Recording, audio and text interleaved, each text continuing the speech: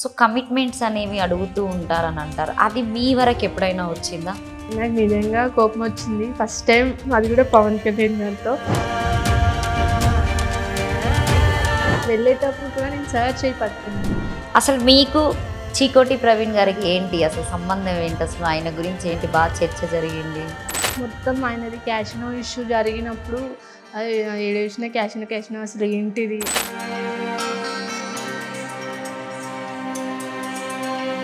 So ఇప్పుడున్నటువంటి CM గారు అయినటువంటి రేవంత్ రెడ్డి గారి గురించి ఏం చెప్తారు?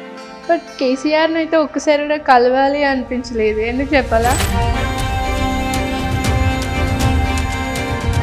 అసలు అలో చేయరు. ఈవెన్ వరుణ్ తేజ్ గారు మ్యారేజ్ అయింది, ఎవరికి అలో లేదు.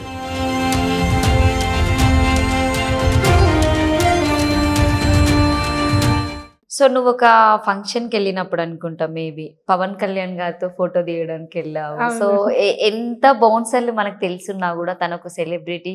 సో ఇప్పుడు మళ్ళీ ఏపీలో సీఎంకి ట్రై చేస్తున్నారు కాబట్టి ఆయన కలవడం అనేది చాలా కష్టం. ఆయన ఫోటో నువ్వు దించుకోవడానికి చాలా కష్టపడ్డావు. అంతా సో నెట్టేసారా లేకపోతే ఫోటో వచ్చిందా అసలు రాలేదా మొత్తానికి?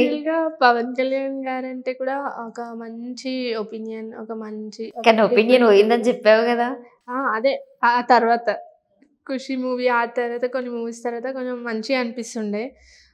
వేరే వాళ్ళు కూడా చెప్తుంటే సార్ గురించి చాలా బాగా విన్నా నేను. అయితే నేను ఫస్ట్ టైం ఆ రోజు పవన్ కళ్యాణ్ గారు వస్తున్నారంటే అది చాలా హ్యాపీ అనిపించింది. అండ్ బౌన్సర్స్ అందరు ఉన్నారు.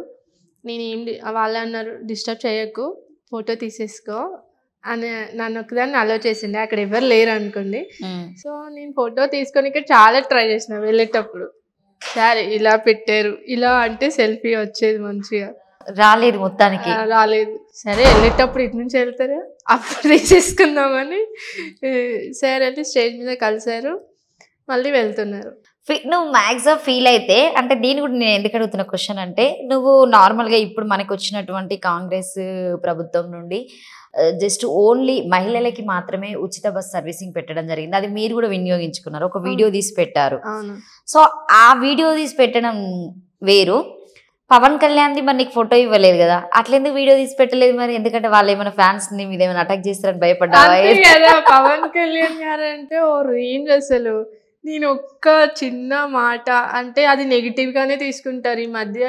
అదంతా ఎవరు చూడరండి. నేను ఏదైనా చిన్న మాట అంటే అదే పాయింట్ అవుట్ చేసి టార్గెట్ చేస్తారు. అండ్ సెల్ఫీ అంటే మేబీ సార్ ఎందుకు ఇవ్వలేదు మరి, ఆయన వర్షన్ కూడా యాక్చువల్ చెప్పాలంటే నిజంగా ఆ రోజు నాకు ఇవ్వాలి. ఎందుకంటే అది night time marriage. Okay, almost అప్పుడు ఆఫ్టర్ 9 అనుకుంటా అండి, 8 to 9, 10 o'clock మధ్యలో. ఆ టైంలో ఏం మీటింగ్స్ ఉండవు, ఎమర్జెన్సీ ఉండరు. జస్ట్ 1 సెకండ్ చాలు. ఒక ఉమెన్గా ప్రయారిటీ ఇచ్చిండైనా ఫోటో ఇవ్వాలి కదా, నాకు ఇవ్వలేదు. సరే వెళ్ళేటప్పుడు కూడా నేను సర్చ్ అయి పట్టుకున్నాను, ఇలా అయినా పవన్ కళ్యాణ్ గారితో ఈరోజు ఫోటో పట్టుకున్నావు కానీ లాగలేదు కదా. హ్యాండ్ పట్టుకున్నాను, సరే ఇవ్వలేదు. సరే ఇంకా వెళ్ళిపోయారు. నాకు నిజంగా కోపం వచ్చింది. ఫస్ట్ టైం ఒక దగ్గర ఫోటో అడిగి రిజెక్ట్ అయింది, అదే ఫస్ట్ టైం, అది కూడా పవన్ కళ్యాణ్ గారితో. సో కొంచెం హర్ట్ అయినా. బట్ అప్పుడు అంతకుముందు ఇలా ఉండే పవన్ కళ్యాణ్ గారి మీద, తర్వాత ఇలా కొంచెం తగ్గిందనమాట. ఇంకా తగ్గుతుందా పెరుగుతుందా నెక్స్ట్? చూడాలి, నెక్స్ట్ టైం అబ్జర్వ్ చేసినప్పుడు చెప్తా. అది మనం ఎట్ టైం జడ్జ్మెంట్ ఇవ్వలేం కదా, ఒక ఫోటో కోసం అని.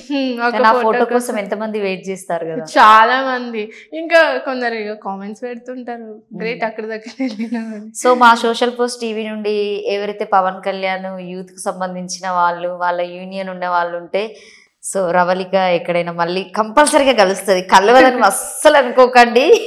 ఎక్కడైనా సెలబ్రిటీ ఇంట్లో పెళ్ళి అయిందంటే ఫస్ట్ రవళికనే ఉంటుంది. కాబట్టి సార్ ఎక్కడైనా ఉంటే తీసుకెళ్ళి పాపం ఒక ఫోటో ఇప్పియండి. ఎందుకంటే పాపం ఆమె ఈ స్టేజ్ లో పెట్టుకునేది మళ్ళీ ఈ స్టేజ్కి వస్తుందట.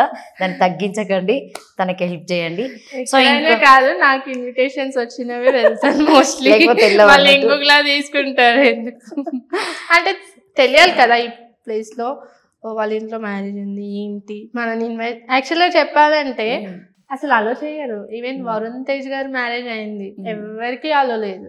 నేను వెళ్ళిన, నాకు ఇన్విటేషన్ వచ్చింది, సో నేను వెళ్ళగలిగాను. ఓకే. సో కొన్ని మ్యారేజెస్ ఉంటాయి, రెస్ట్రిక్షన్స్ ఉంటాయి. సో ఈవెంట్ పాసెస్ లేకపోతే వెడ్డింగ్ కార్డు ఇవన్నీ చూపిస్తేనే అలో చేస్తారు. అవును. సో మనం ఎలా వెళ్ళగలుగుతాం? అసలు ఇన్విటేషన్ లేకుండా వెళ్తే వాల్యూ కూడా ఉండదు కదా. సో ఇప్పుడు చాలా వరకు అన్ని గెస్ట్ గానే వెళ్తున్నారు కదా రవళిక మీరు? ఆల్మోస్ట్ పిలుస్తున్నారు. ఏమన్నా ఉంటుందా ఉట్టిగానే సీదా ఏసీలో కూర్చొని వచ్చుడా? ఆబ్వియస్గా వెళ్ళినాము అంటే మనము ఒక వర్క్ చేసినాము, ఒక దగ్గర టైం స్పెండ్ చేసినాము అంటే మనం కమర్షియల్గా ఉండకపోతే వర్కౌట్ అవ్వదు. ఎందుకంటే నేను సస్టైన్ అవ్వలేను నాకున్న ఎక్స్పెన్సెస్కి. మనకు తెలుసు ఒక యాంకర్ అంటే మెయింటైన్ చేయాలి, గ్రూమింగ్ ఉంటుంది, ఎక్స్పెన్సెస్ ఉంటాయి. నాది శాలరీ కాదు కాబట్టి సో నేను మోస్ట్లీ చార్జ్ చేస్తాను. బట్ కొందరు ఇవ్వలేని వాళ్ళు ఉంటారు. బట్ వాళ్ళ సైడ్ అసలు చూస్తాను ఏంటి, ఓకే వీళ్ళు ఇవ్వగలరు కదా తీసుకొని వెళ్దాం. ఇవ్వలేని వాళ్ళకి కూడా నేను కొంచెం హెల్ప్ఫుల్గా కొన్ని చేస్తుంటాను ఫ్రీగా అట్లా. సో మీరు చేసేటువంటి మార్కెటింగ్ ఫీల్డ్ జాబ్ వదులుకొని మార్కెటింగ్ ఫీల్డ్లోకి వచ్చారు కాబట్టి మీ ఫ్యామిలీ సపోర్ట్ ఎలా ఉంటుంది? స్టార్టింగ్లో అయితే కొంచెం మీడియా ఇదంతా కాబట్టి కొంచెం భయపడతారు. మా దాంట్లో చాలా తక్కువ ఎవరు లేరు. బట్ వాళ్ళకి తెలుసు నేనేంటి, నేను ఏదైనా తలుచుకుంటే అది చేస్తాను అని. సో ఇప్పుడు మంచి సపోర్ట్ చేస్తున్నారు మదర్, ఫాదర్, మా సిస్టర్ కూడా. కామన్గా అమ్మాయిలు ఇప్పుడు అంటే సినీ రంగానికి సంబంధించిందైనా కావచ్చు, ఏ ఫీల్డ్ అయినా కావచ్చు, సో కమిట్మెంట్స్ అనేవి అడుగుతూ ఉంటారని అంటారు. అది మీ వరకు ఎప్పుడైనా వచ్చిందా? మీరు స్పేస్ చేశారా అది ఏమైనా అలాంటివి? నేను యాక్చువల్గా నేను ఎప్పుడు ట్రై చేయలేదు మూవీస్కి నిజం చెప్పాలి అంటే. అవన్నీ విని ఆ కమిట్మెంట్లు ఉంటాయి, క్యాస్టింగ్ కౌచ్లు ఇవన్నీ విని వద్దురా బాబాయ్ మనం అటు సైడ్ వెళ్ళకూడదు, నాకు సెట్ అవ్వదు అని నేను వెళ్ళదలుచుకోలేదు. నాకు కొంచెం ఆ నెగిటివ్ ఒపీనియన్ ఉంది. మరి అందరూ అలా ఉంటారని అనుకోదు, కొన్ని జెన్యున్గా కూడా ఉండొచ్చు. బట్ నాకైతే నా మెంటాలిటీకి సెట్ అవ్వదు. అలానే ఉంటుందని ఫిక్స్ అయిపోయి నేను వెళ్ళదలుచుకోలేదు. ఆఫర్స్ వస్తున్నాయి, నేనైతే చేయనని చెప్పాను. చిన్న రోల్స్ ఏమైనా స్పెషల్ అపియరెన్స్ అవి ఉంటే చేస్తాను. అలాంటి వాటికి ఏమి ఉండదు కదా. సో ఆల్మోస్ట్ మనం అందరికి తెలుసు కాబట్టి అలాంటివి ఉండవు. కాబట్టి అలాంటివి ఏమైనా ఉంటే చెప్పండి చేస్తాను. సెలబ్రిటీలకి సెలబ్రిటీ అయిపోతుంది రవల్. అలా ఏం లేదు. సో నెక్స్ట్ బిగ్ బాస్కి వెళ్ళే ఏమన్నా అవకాశాలు ఉన్నాయా? వెళ్ళాలనుకుంటున్నారా? పొలిటికల్ పక్కన పెట్టేస్తే బిగ్ బాస్ అంటే అస్సలు నేను ఎప్పుడు ఆలోచించలేదు. అంటే బిగ్ బాస్ నేను చూస్తా. బట్ ఏంటంటే డే అంతా 24 hours జరిగిన మొత్తం షూట్ ఉంటుంది. ఆ 1 hourలో చూపిస్తారు కదా. ఆ 1 hourలో ఒక పర్సన్ నెగిటివ్ ఉంటారు, మిగతాదంతా పాజిటివ్ ఉండి ఆ 1 hourలోనే ఫ్లక్చువేట్ అవ్వచ్చు. ఎందుకంటే అందులో మొబైల్ ఉండదు, ఏది ఉండదు, చాలా ప్రెషర్ పెడతారని విన్నాను. సో జస్ట్ ఆ 1 hourలో వాళ్ళకి ఇష్టం వచ్చింది వేసేస్తే ఈ పబ్లిక్ చూసి వీళ్ళ వర్షన్ ఇదే అని అలానే కనెక్ట్ అవుతారు. సో మేబీ నాకైతే నేను ఎప్పుడూ ఆ థాట్ లేదు, వెళ్ళాలి అని ఎప్పుడూ అనుకోలేదు. బట్ నాకు ప్లస్ అవుతుంది అనిపిస్తే జస్ట్ ఎక్స్పీరియన్స్ కోసమైనా వెళ్తా. ఎందుకంటే ఏడ ప్లస్ కోసం ఆలోచిస్తున్నావు నువ్వు, అంతే కదా. ఎక్కడైనా మనకి ఇలా యూజ్ అవుతుంది అనేది మనం చూసుకోవాలి. అలా అయితేనే మనం సస్టైన్ అవ్వగలుగుతాం. సో మీరు దాదాపుగా పబ్లిక్ టాక్స్ ఎక్కువ చేశారు పొలిటికల్స్ అప్పుడు ఇట్లా జనాల్లోకి వెళ్ళినప్పుడు ఒక రకంగా చూస్తూ ఉంటారు. ఎక్కువ మైక్ పెట్టినప్పుడు ఎవరైనా మీ ఫేస్ మీద మైక్ దెబ్బేసా చెప్పు అన్న రోజులు ఏమైనా ఉన్నాయా? ఏం లేవు, కానీ అట్లా ఏం లేవు. కొందరు అయితే మేడం నేను ఏం చెప్పను అని అట్లా కొందరు భయపడతారు.